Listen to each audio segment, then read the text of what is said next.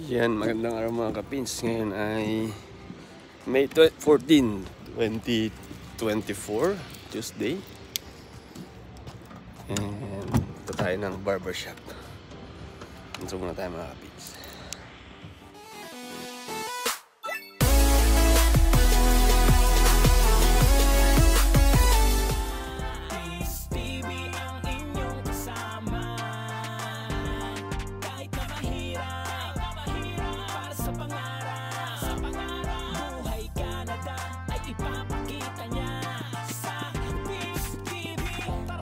Sa kanya, mga kapins na hindi nawawala, problema kalimutan at sipagan. Araw-araw tayo dapat lumaban. Sa kanyang mga vlog makikita nyo, buhay Canada, malalaman nyo. San man siya magpunta ay kasama kayo, mga ginagawa ng OFW. Dating crew sa Jollibee store, naging manager for 20 years. Nagsikap, nagtiyaga at ngayon nasa Canada na. Asan lang ang pangarap. Yun mga kapinsin, natin si Bunso sa school. Yan yung school niya. And let's go. Pero before tayo magpagupit, kasi yung pagupit dito ay tawag dito by appointment. Itatry natin na pumunta na walang appointment. So pwede naman siguro pagka walang ginagawa yung barbero. Pag wala, ibang araw. Dahil muna tayo sa ATM. Bibidol tayo ng pambayad sa bahay.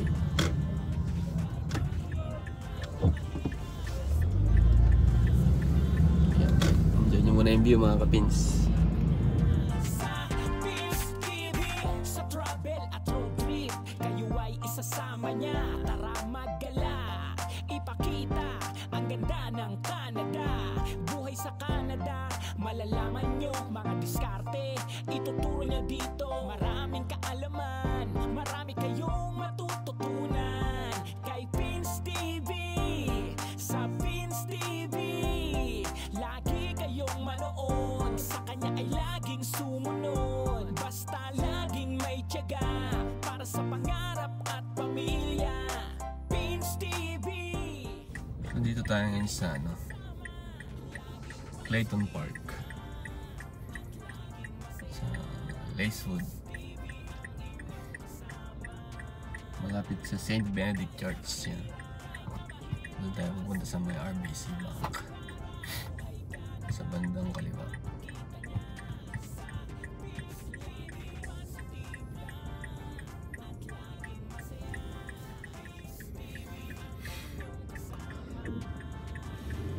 So yan mga kapins, kita nyo naman ang haba na ng buhok ko.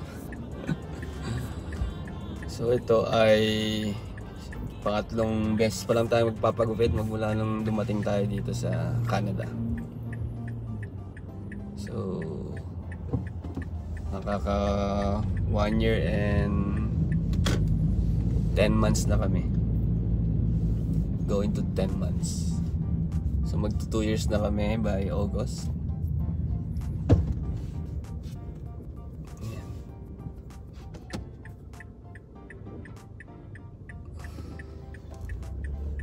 So tingnan natin kung magkano na ang gupit ngayon dito.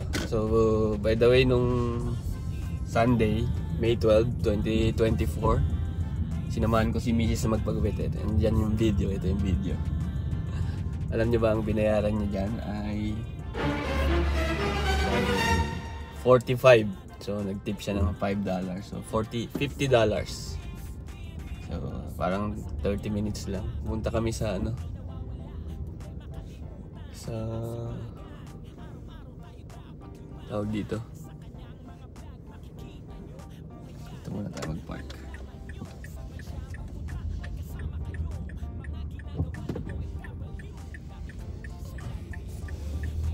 Punta kami sa bahay ng ng parlorista. Nagbayad siya ng 50 mga kapins. So mainit ngayon. Ngayon pala ay nasa ang temperature ay 2 degrees to 19 degrees. Pero ngayon ay nasa 14 na. 14 degrees. And mag-11 AM na. Tuesday, no? So yun, nakita nyo naman, no? Mag-video tayo doon sa ano, sa ATM. Pambayad ng bahay. Ulit-ulit. Yun mga kapins, samahan nyo ako ha. Punta tayo ulit doon sa may barbero natin. May ulit mga kapins. Yun, tinanggal natin ng damit kasi mainit. Pinagpapawisan ako. Ito yung jacket natin. So yung outfit natin ngayon, first time kong mag-shorts. Makikita niyo yan. Shorts tayo for today's video. So after ilang months din bago nakapag-short na lumabas, no? So yan. Ito tayo ngayon. May ulit mga kapins. Ngayon mga kapins, nag-video na tayo dun. Bilis lang. Haba ng buhok ko talaga. So dito tayo ngayon sa Clayton Park. Dito sa yan, RBC. Ikot ko kaya mga kapins. Doon tayo galing. Yan. Okay.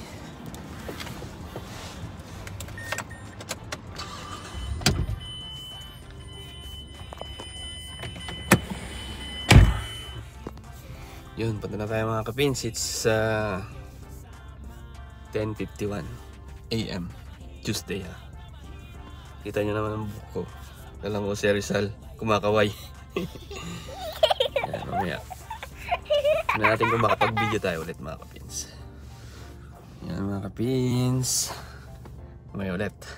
So, dito tayo ngayon sa ano, Willett Street, corner Dambrak. No? Yan. Ganda ng panahon, no? So ang forecast ngayon pala ay ano, isang linggong ano, 15 degrees Celsius and above, no? Yan, so sa Canada may naitala na naman last week yata or nung isang araw yung ano, may wildfire sa BC. Yan, so ingat-ingat tayo, especially sa mga nakatira sa mga mapupuno, mga bundok, maraming puno. Yan, uso na naman kasi last year almost May, June, no?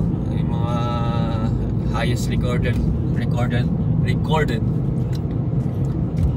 wildfire dito sa ano, dito sa Nova Scotia, province of Nova Scotia, dito sa Canada mga kapits. So yan, dito tayo sa Main Avenue, corner Willett. So diretso tayo. Yan.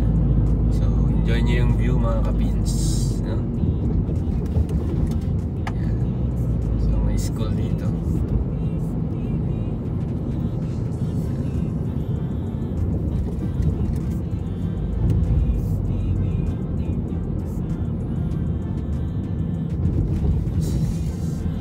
Ulit mga kapins.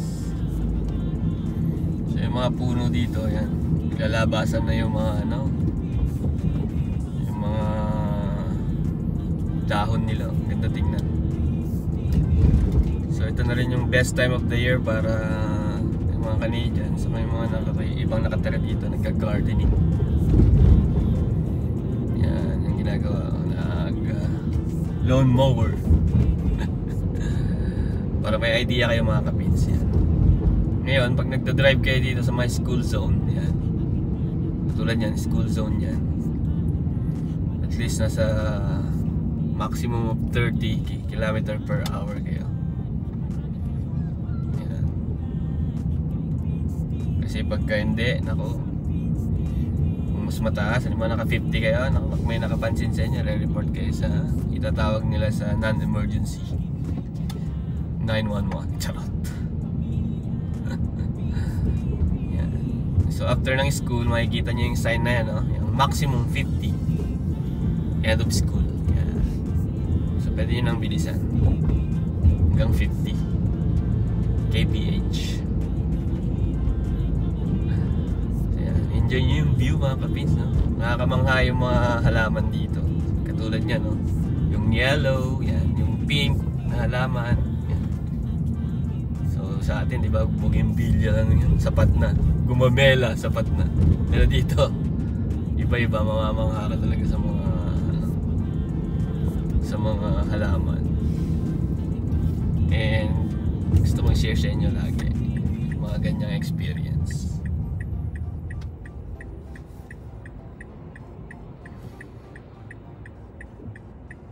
So dito na tayo sa Dutchville Road. Yan.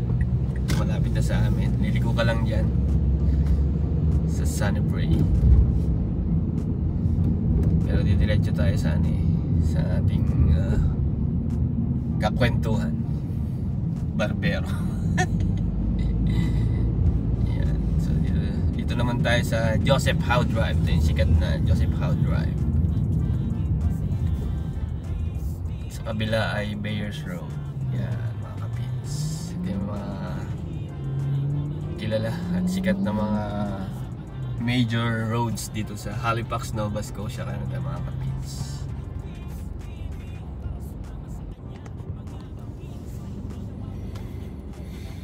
So ayun na nga mga kapins, kukwentuhan ko nga kayo paano magpagupit dito. So una, yun, pwede ka mag-book. Marami namang mga barbershop dito. Pero ito medyo okay rin kasi yung may-ari at saka yung mga empleyado niya. Cool din sila. Gusto mo mag-video sa loob, okay lang, mag-vlog, no? Yan. So yan, tatawid na tayo sa Bayers Road. So liliko tayo dyan sa pangalawang kanto. Yan. So yan, yung pangalawang kanto ay Desmond Avenue. So yan.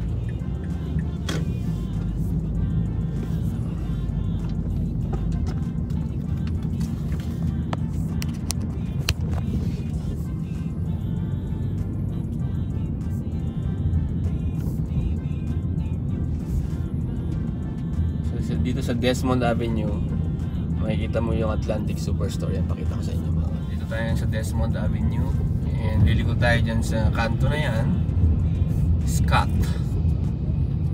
Yung Scott Avenue. Yan. Yan yung Atlantic Superstore na sinasabi ko. Yan yung side niya, pero ang pinaka-entrance doon sa may kaliwa. So yan, no? Baran Barbershop Haircut.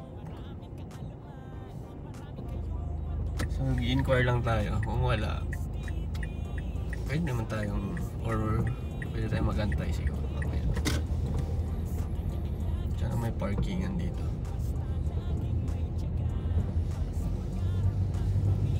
Ay, maluwag. Hopefully, walang nakabook. Ayan o, kita nyo yan. Baran Barbershop.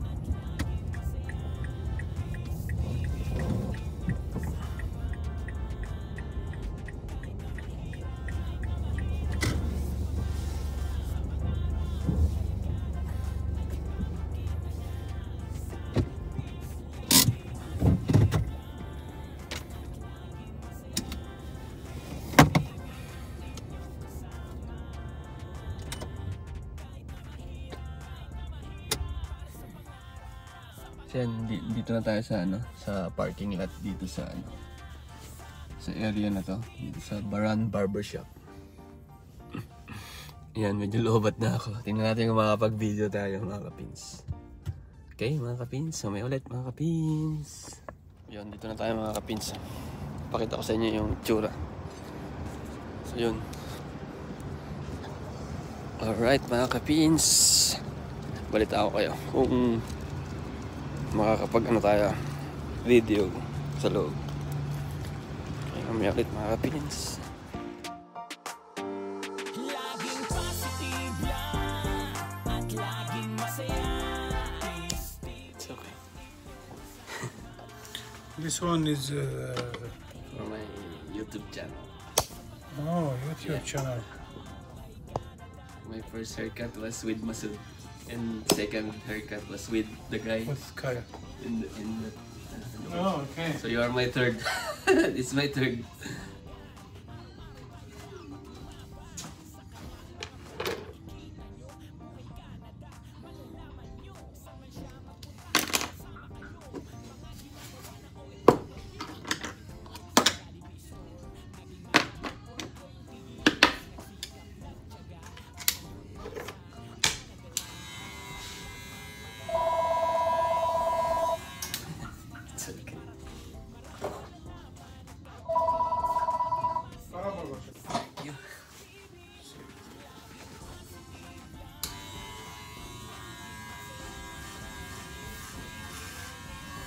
حاسة تركت الإذن يسوي يوم ساعات طريق كأنك الكاشات هذا Hi.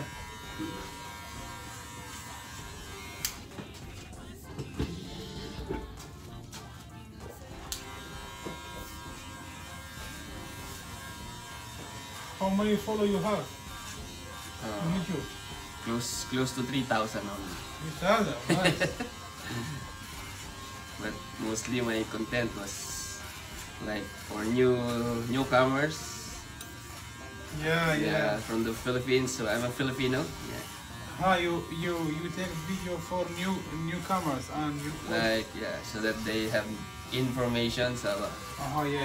how much haircut, Yeah, nice. where's the place nearby, in their locations, Yeah. and so on. Yeah. It's nice, man. Yeah. When we arrived here last 2022, so my first haircut was with Masood. That's Yeah. why I asked permission to have like a content for that year. So it's Yeah. my third time to have a haircut here in Canada. Yeah. So are you like a Syrian too? Yeah, I'm Or- from Kurdistan. Okay. Yeah, from Kurdistan. I think the other guy there, Masood, is from Syria. Yes, right? yeah. So how's life here? How long have you been here in 2 Canada? years. 2 years? Oh. Yeah. So like we're 2 years in August. Yeah.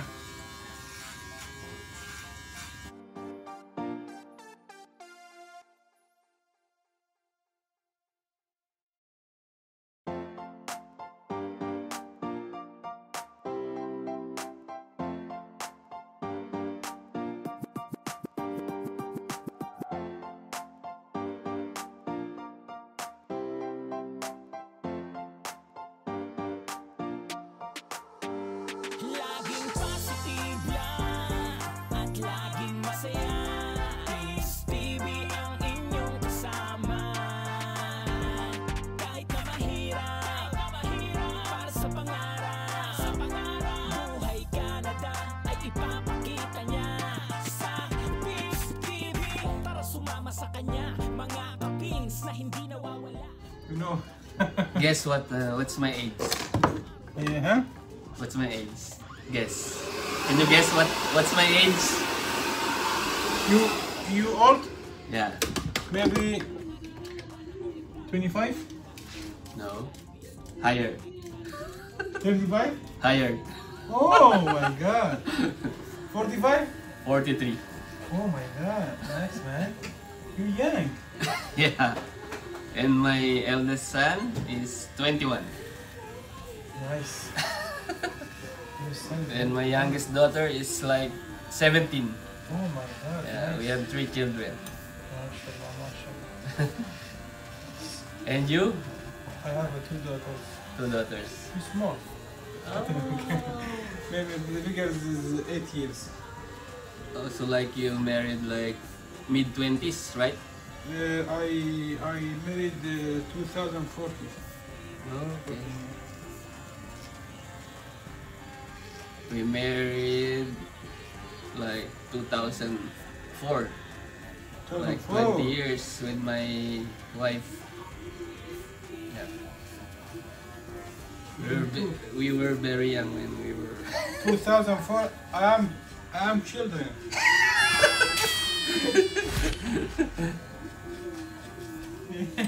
nice. Alaman, marami kayong matututunan kay Pins TV.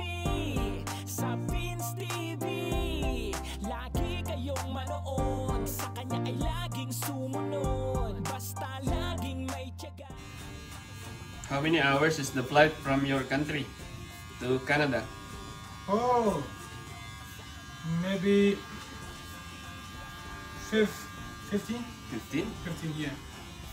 2 hours from my country to Istanbul. Istanbul, Turkey, right? Yeah, and from Istanbul, from Istanbul to Toronto, 30 hours. 30? 30, yeah. 1, 3. 1, 3. Yeah, and after 15. 13, yeah. To Toronto and to Halifax, you know, it's too hard, man. And Filipina? From Philippines to Vancouver, we arrived 12 hours. 12 hours. Then Vancouver to Toronto, 6 hours, so 18. Yeah. Then Toronto to Halifax, Oh, 2 hours, so 20 hours. 20 hours. Oh, 20 hours. too much like that. No, big.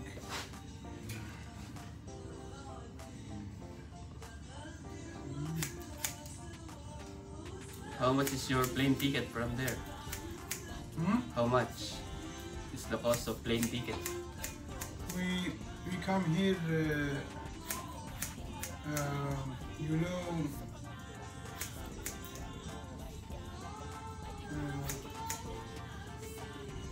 I have a sponsor here. Oh, okay.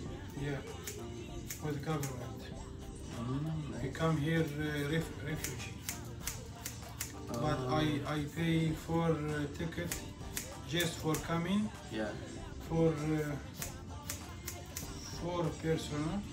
I think $7,000 Canadian. Canadian. 7,000 just The four. just for coming. Yeah, yeah. Yeah. The one-way trip. Yeah. And you know we went to hotels when we come in, and we make it the corona vaccine, Yeah. corona test and blood test. Yeah. Yeah, this everything's $7,000. Yeah, at that time we are not allowed to take off your your face mask, right? In the airport that year, 2 years ago. Hmm? You are not allowed to take off your face mask. Yeah. Yeah, man. It's difficult. But it's too expensive. Yeah, from my a- brother, I have 4 brothers live in Norway. You know Norway? Yeah. Yeah, my little brother is the one married this Christmas, and he's telling me you can't come in to country about married, but too expensive. I can't go because the ticket price with my family maybe for 4 personal $8,000. Lagi niyong kasama, laging positive lang, at laging masaya. Peace TV ang inyong kasama. Kahit na mahirap, para sa pangarap, buhay Canada ay ipapakita niya. Sa Peace TV, positive lang, at laging masaya. Peace TV ang inyong kasama. Kahit na mahirap, para sa pangarap, buhay Canada ay ipapakita niya. Sa Peace TV. قبل 20 يعني؟ شيء أكيد ها؟ شيء أكيد إيه.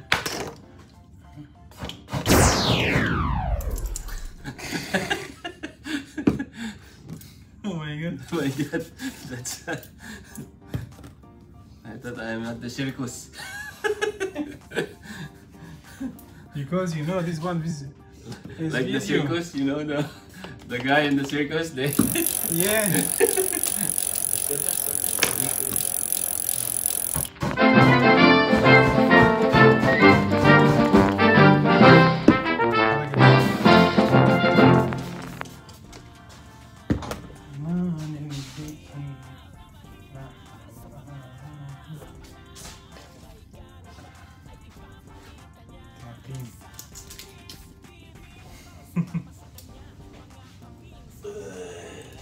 even now at this point in time, there are many refugees visa from your country. or like it decline like the or increase like the refugees from your country? Yeah. It decline or increase numbers? Decline. Because of the like IRCC rules. Yeah. محمد هذا السراشي يبغى تحطي نروح الشغل هون عشان الشعر يعطي. تمام. تكرم عينك يا ابو حمزه. عشان اللحم ما بالقطيش هيك واحد. تكرم عينك يا ابو حمزه. You want after shift, my friend? No, it's okay. You want chef here? Yeah. Like,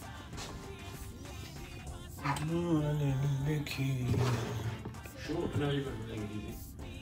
ما في نعيمة بالانجليزي. ما في نعيمة بالانجليزي. مستحيل. والله ما في. لا. والله ما نعيمة بالانجليزي. ما فيش نعيمة بالانجليزي. جابك كم طب صار لك جاب الاسبوع. شلون بتجابله؟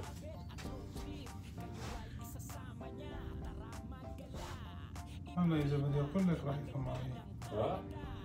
ما في بس بقول ثانك يو بس. مو مثل عندنا. بس هيك ثانك يو.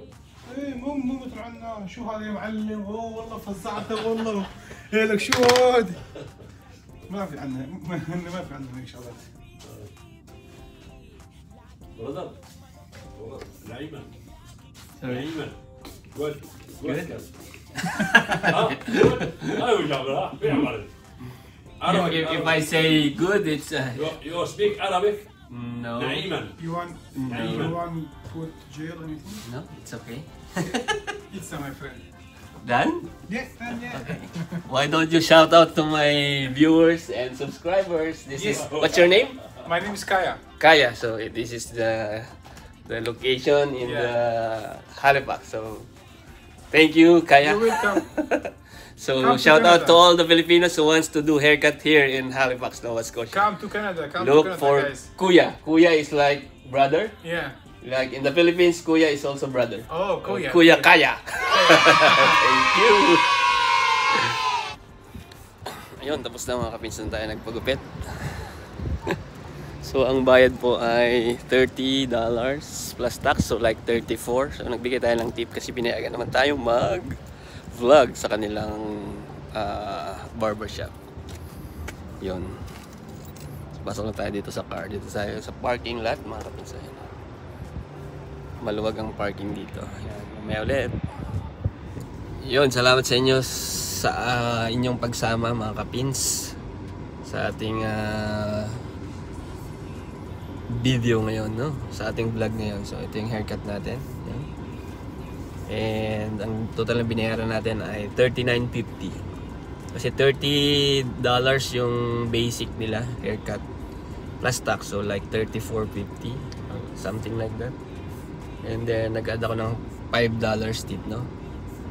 So like 39. Sabi natin 40. So times 40 pesos, no? Sa $1 Canadian dollar. So ang gupit natin ay 1,600 pesos for today's video. Ayun. And ito nga pala yung kanilang basic services. Yan. And then ito yung calling card sa unahan, then ito yung calling card sa likod. Yan, makikita nyo dyan yung yung number nila, tapos kung anong oras sila nag-ooperate. Yan. Kung dito kayo sa Fairview or Halifax, Clayton Park, yan, pwede kayo mag-walk-in dito. So recommendable ito. And sabihin nyo lang si Pins TV. kilala ko kasi may-ari dyan si Masud. Kaso wala siya. So mamaya pang niya, yung kanyang clock in. So pumayag naman yung kanyang kasama, si Kaya, si brother or Kuya Kaya. Yan. Nakita niyo naman, no? Charot. Yun. Salamat sa inyo and see you sa next one mga kapins. Don't forget the hashtag PinsTV, Pinoy Nova Scotia, Canada, and Philippines know. See you. Buhay sa Canada, Malalaman nyo mga diskarte, ituturo niya dito. Maraming kaalaman, marami kayong matututunan.